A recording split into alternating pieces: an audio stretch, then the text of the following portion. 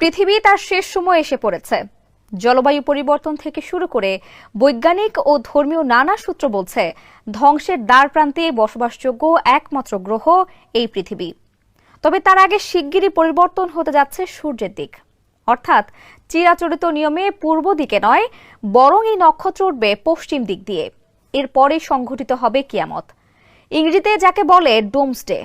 সম্প্রতি বিজ্ঞানীরা স্বীকার করেছেন সূর্য পশ্চিমে উঠে পূর্বে ডোবার সময় ঘনিয়ে আসছে। তেমনই হলে কি হবে এই পৃথিবী আর মানবকুলের? বিস্তারিত থাকছে সানজিদা রহমানের প্রতিবেদনে। 7,86,000 বছরের মধ্যে প্রথমবারের মতো উল্টে যেতে পারে পৃথিবীর চুম্বক মেরু।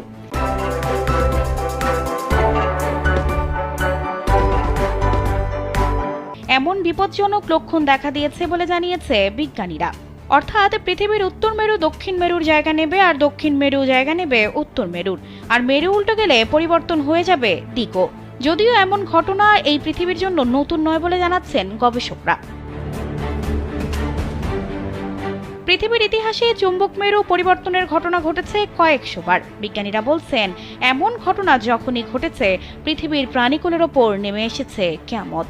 বিলুপ্ত হয়ে গেছে তাদের বিরাট একটি অংশ, যাকে বলা হয় ম্যাক এক্সটেনশন।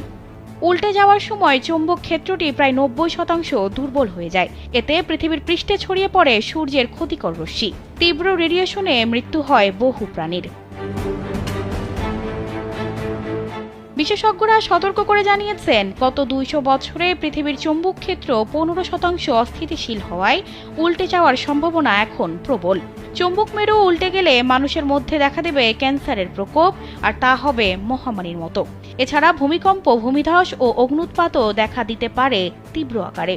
চুম্বক মেরুর পরিবর্তনে উড়ে যাবে বিদ্যুৎ গ্রিড, বৈদ্যুতিক সার্কিট সহ সবকিছু। কাজ করবে না স্যাটেলাইট, মোবাইল, ইন্টারনেট, কোনো কিছুই। মানবজাতির বিলুপ্তি তখন অনেকটাই নিশ্চিত। গবেষকরা বলছেন সর্বশেষ চুম্বক মেরু উল্টে যাওয়ার ঘটনা ঘটেছিল 7,80,000 বছর আগে।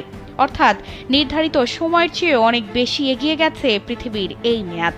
এ কারণে যে কোনো সময় চুম্বক মেরু উল্টে যেতে পারে বলে আশঙ্কা করা হচ্ছে।